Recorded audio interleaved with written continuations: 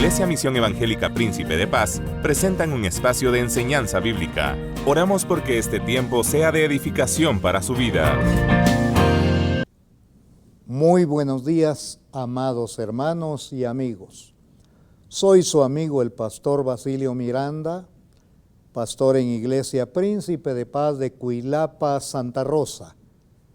Doy gracias a Dios por permitirme estar una vez más con ustedes en este bendito momento para poder llevar a cabo lo que domingo a domingo hacemos por la mañana en este bendito canal. Así que hoy quiero invitarlo a que se una conmigo y oremos al Señor. El domingo pasado empezamos un pequeño estudio, un pequeño análisis del Apocalipsis, que no logramos cubrir todo el capítulo 1. Pero quiero avanzar porque he preparado solamente una serie de sermones para poder compartir y extraer en sí el propósito para la cual nosotros debemos estudiar el libro de Apocalipsis.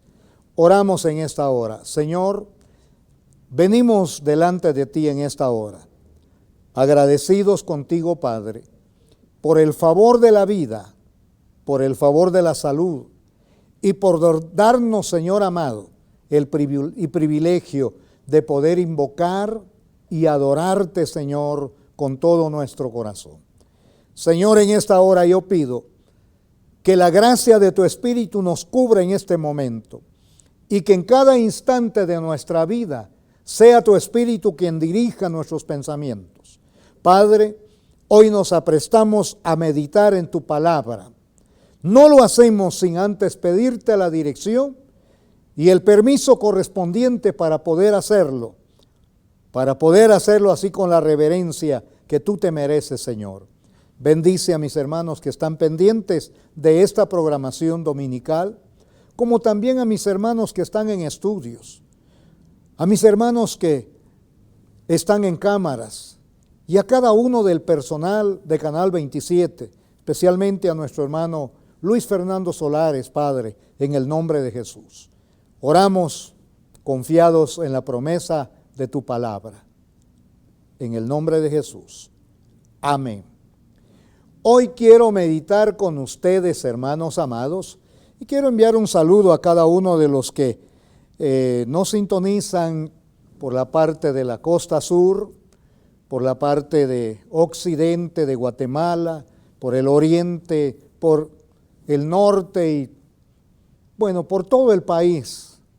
Hemos recibido algunas llamadas, varios mensajes en la que nos hacen ver que están pendientes de Canal 27 por la programación dominical que llevan. Así que un saludo a cada uno. No voy a mencionar nombres porque sería tomar mucho tiempo. Leo para usted y quiero invitarlo a que vaya al capítulo 2 de Apocalipsis. Y vamos a leer sus primeros versículos, que es del 1 en adelante. Y vamos a tomar en consideración lo que la Sagrada Escritura dice. Son 7 versículos que vamos a tomar en cuenta en esta hora. Y la palabra del Señor dice: y escribe al ángel de la iglesia en Éfeso, el que tiene las 7 estrellas en su diestra, el que anda en medio de los 7 candeleros de oro, dice esto: yo conozco tus obras y tu arduo trabajo y paciencia, y que no puedes soportar a los malos, y has probado a los que se dicen ser apóstoles y no lo son, y los has hallado mentirosos. Y has sufrido, y has tenido paciencia, y has trabajado arduamente por amor de mi nombre, y no has desmayado. Pero tengo contra ti que has dejado tu primer amor. Recuerda, por tanto, de dónde has caído, y arrepiéntete y haz las primeras obras, pues si no, vendré contra ti y quitaré tu candelero de su lugar si no te hubieres arrepentido. Pero tienes esto, que aborreces las obras de los nicolaítas, las cuales yo también aborrezco. El que tiene oído, oiga lo que el Espíritu dice a las iglesias. Al que venciere, le daré a comer del árbol de la vida, el cual está en medio del paraíso de Dios. Nuestro título para esta ocasión: mensajes a la iglesia de ayer, de hoy y de siempre. El domingo pasado hice una mención importante. E hice ver que Juan se dirige a la iglesia que está en Asia.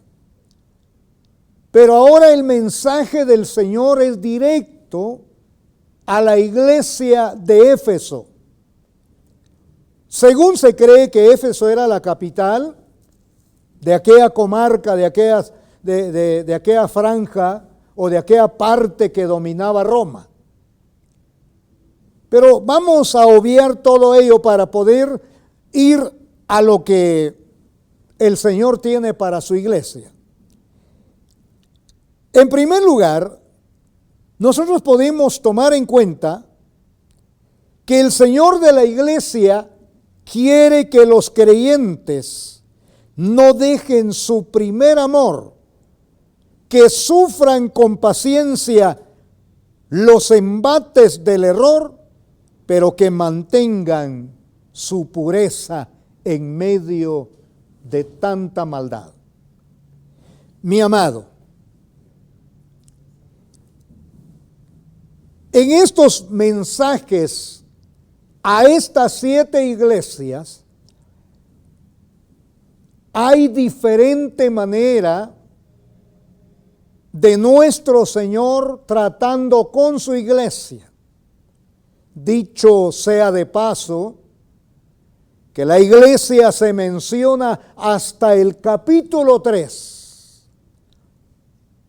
Porque después del capítulo 3, en el capítulo 4 hasta el 19, no encontramos la palabra iglesia. ¿Por qué razón? Porque dejará de ser iglesia en la tierra. Y lo vemos en los capítulos del 19 en adelante, viniendo ya no como iglesia, sino como esposa del Cordero. Qué maravilloso, mi amado. Y eso es lo que nos interesa como iglesia. Pero aquí hay algo importante, hermanos amados. Podemos ver cómo el Señor comienza esta amonestación, este trato con su iglesia en Éfeso. En primer lugar, podemos ver que comienza elogiando a la iglesia, exaltándolo por el trabajo que han hecho. Cabe mencionar que esta iglesia era una iglesia entregada a una labor misionera. Porque recuerde, la iglesia de Éfeso, según los estudiosos de la palabra, según los grandes eruditos, esta iglesia representa a la iglesia apostólica del primer siglo. Una iglesia que se había consagrado en su totalidad para llevar y cumplir con el mensaje. Hacían un trabajo muy importante, muy arduo. Pero en ese afán, en ese devenir de su propia vida, comenzaron también a tener un pequeño problema. ¿Quién sabe cuál fue la situación? Pero después del elogio, después de esa forma de exaltar la obra que la iglesia está haciendo, ahora viene Jesús y amonesta a su iglesia, pero sobre todo lo exhorta a que se arrepienta y que no deje su primer amor, porque la iglesia había perdido su primer amor. Mi amado, es tan interesante entonces que pensemos nosotros como iglesia. ¿Cuál es nuestro rol ahora? ¿Cómo estamos viviendo nosotros? ¿Cómo amamos nosotros a nuestro Señor Jesucristo? No es verdad, y no quiero ofenderte, mi amado hermano. Quiero que reflexionemos. No es verdad que la iglesia se ha acomodado tanto que en vez de hacer algo que manifieste nuestro amor verdadero por Dios, estamos cayendo en una situación de frialdad y acomodamiento personal, en donde hemos olvidado lo esencial, que es, sobre todo, mi amado, mantener nuestro amor hacia nuestro Dios. El trabajo puede ser tan interesante. Factores que determinan que el Señor elogia a su iglesia. Vamos a leerlo. En el versículo 2 dice: yo conozco tus obras y tu arduo trabajo y paciencia, y que no puedes soportar a los malos, y has probado a los que se dicen ser apóstoles y no lo son, y los has hallado mentirosos. Y has sufrido, y has tenido paciencia, y has trabajado arduamente por amor de mi nombre, y no has desmayado. Habían motivos importantes.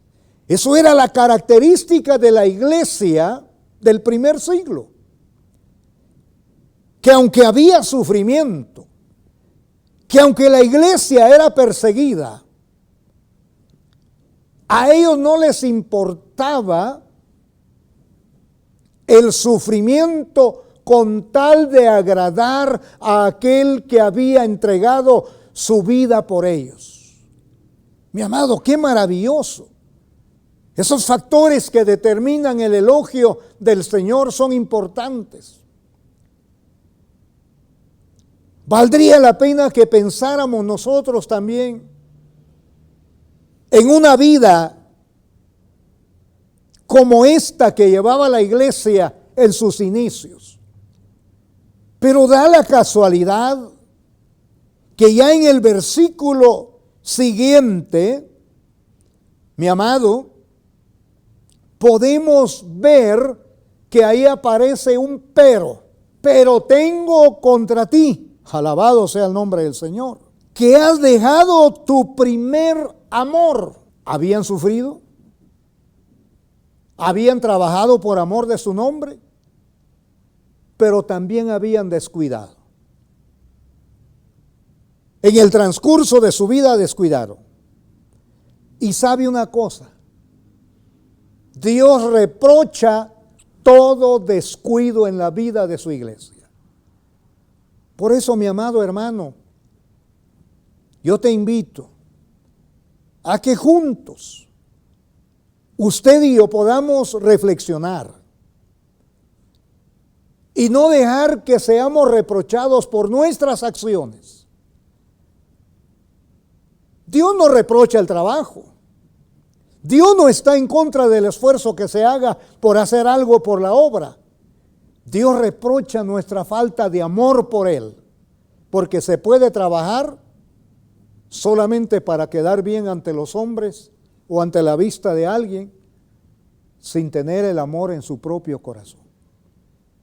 Esa es la diferencia entre alguien que sirve por amor y alguien que sirve por obligación. Seguimos. Aparte del reproche, el Señor hace una invitación especial, porque luego después de reprocharles lo que han hecho, pero tengo contra ti que has dejado tu primer amor. Recuerda, por tanto, como que ya se les había olvidado de dónde y en qué momento fallaron, de dónde has caído, y arrepiéntete y haz las primeras obras, pues si no vendré contra ti y quitaré tu candelero de su lugar si no te hubieres arrepentido. Oiga, mi amado hermano, el hecho de que el Señor exhorte a su iglesia a arrepentirse, ¿qué nos dice esto a nosotros? No está hablándole a la gente que no ha tenido el privilegio de entregarle su vida a Cristo, o que no ha querido entregarle su vida a Cristo. Le está hablando a la iglesia que profesa, a la iglesia que confiesa ser ante todo la iglesia del Señor. Y me interesa tanto, por tanto recuerda de dónde has caído. Muchas veces llegamos a olvidarnos de lo importante que es vivir en el temor de Dios, vivir en el amor de Dios, porque a lo mejor hemos sido prosperados, a lo mejor hemos sido bendecidos de una manera especial, y eso nos hace apartar nuestros pensamientos de las cosas que son importantes para nuestra vida, y descuidamos nuestra propia vida espiritual. ¿Cuál es el propósito de esta enseñanza o de esta prédica en esta hora? El propósito es que no descuidemos nuestra vida espiritual. El propósito es que cada día tomemos en cuenta que necesitamos de Dios y que cada día somos más necesitados que nunca.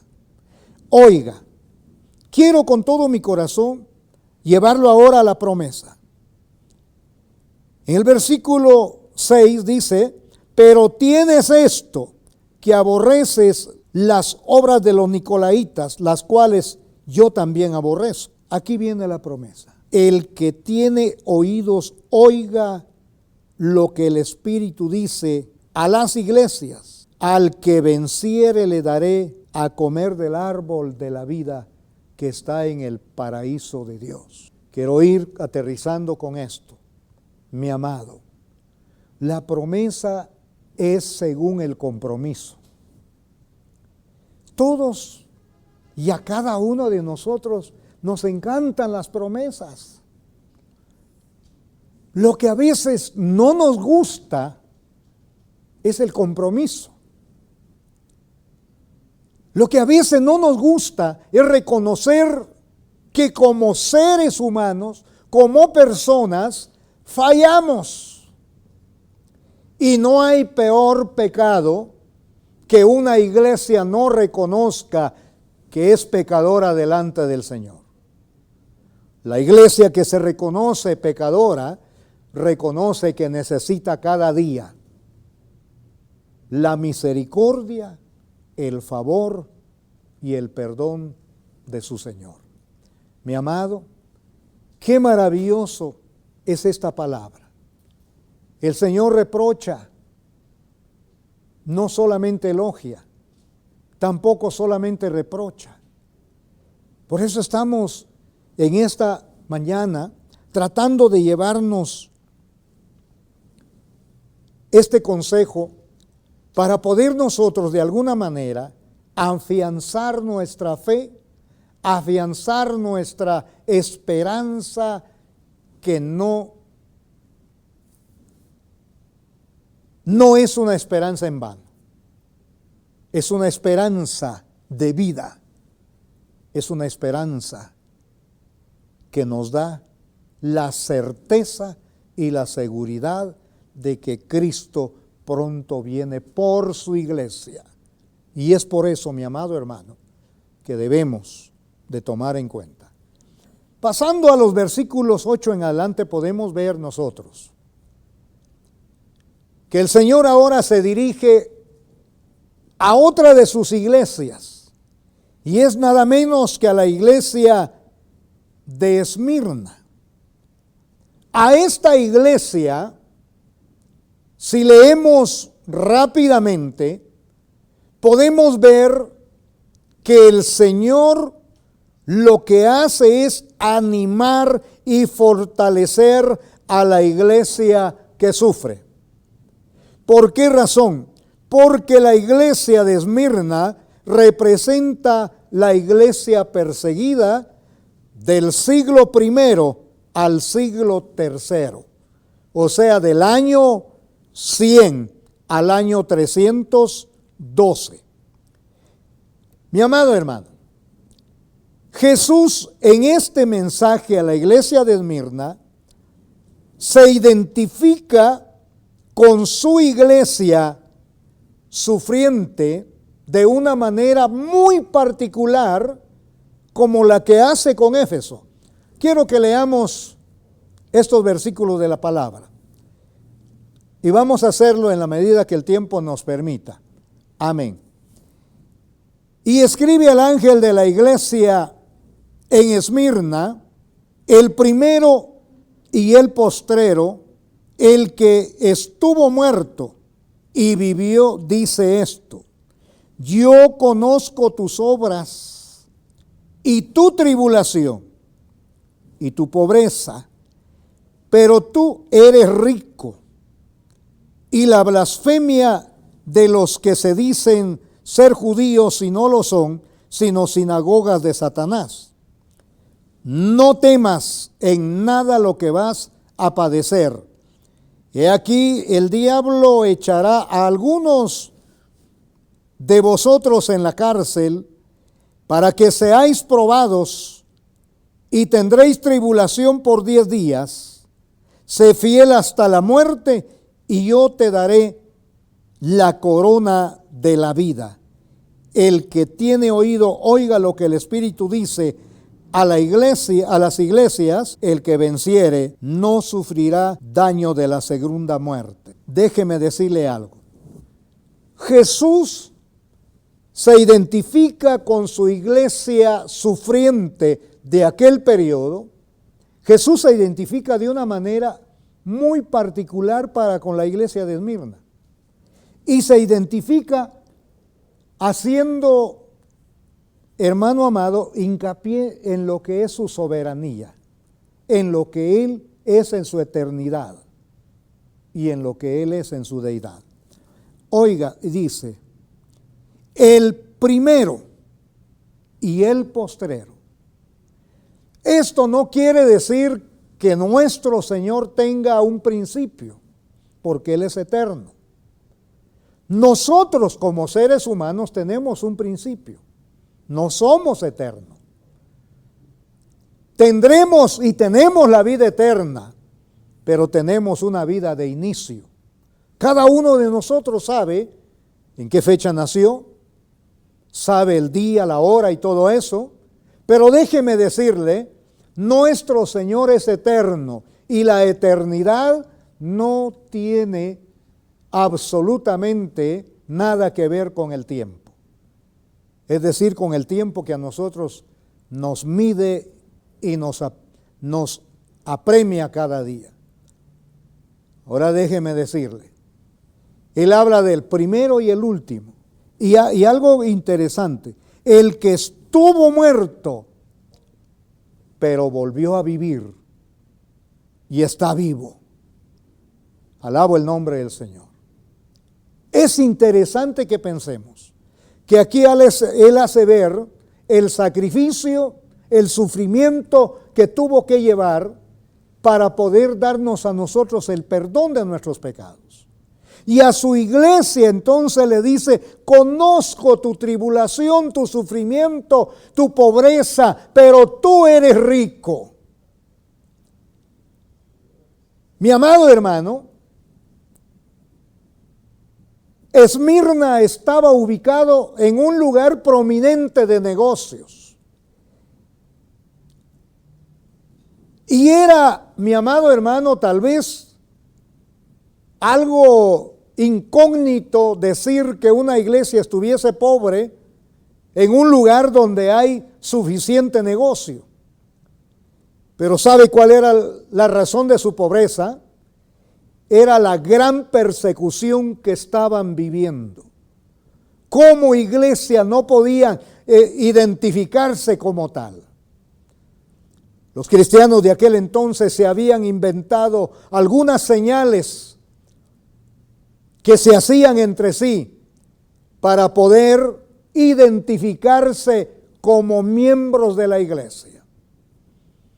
Porque para el imperio, para la religión, era, mi amado hermano, penado el decir que era cristiano. Pero aún así la iglesia mantuvo su fidelidad y el Señor le dice: sé fiel hasta la muerte y te daré la corona de vida. ¿Qué es lo que podemos extraer de aquí? Como vimos en el mensaje a Éfeso, lo que podemos extraer de Éfeso es que usted y yo no podemos dejar nuestro primer amor y no podemos olvidarnos de ese amor. Pero en el mensaje a Esmirna podemos decir que lo que podemos extraer de ahí para nuestra enseñanza propia es que como iglesia nos mantengamos fieles en medio de un mundo lleno de maldad. Y vaya si no es maldad en la que nosotros nos movemos. Vaya si no hay maldad en nuestro contexto. Porque ahora lo malo le llamamos bueno. Ahora a la corrupción le llamamos éxito. Le llamamos bendiciones. Vaya si no es maldad. Y si no estamos viviendo en medio de una situación apremiante, porque ahora al aborto le llamamos derecho. Mi amado, eso es lo más tremendo. Matar al hijo antes de su nacimiento para nosotros es el derecho de la madre. Pero déjeme decirle, mi amado hermano, en medio de esta situación que vivimos, tú y yo como iglesia debemos ser fiel hasta la muerte a nuestro Señor Jesucristo y mostrarle a este mundo que hay un pueblo que le alaba y le adora al Señor de corazón. Que Dios te bendiga, mi amado hermano. Gracias por tu atención y espero que nos volvamos a ver en otra ocasión. Gracias, mi amado. Esperamos que este espacio de enseñanza bíblica haya sido de bendición a su crecimiento espiritual. Este programa es una producción de Canal 27. Predicamos la verdad.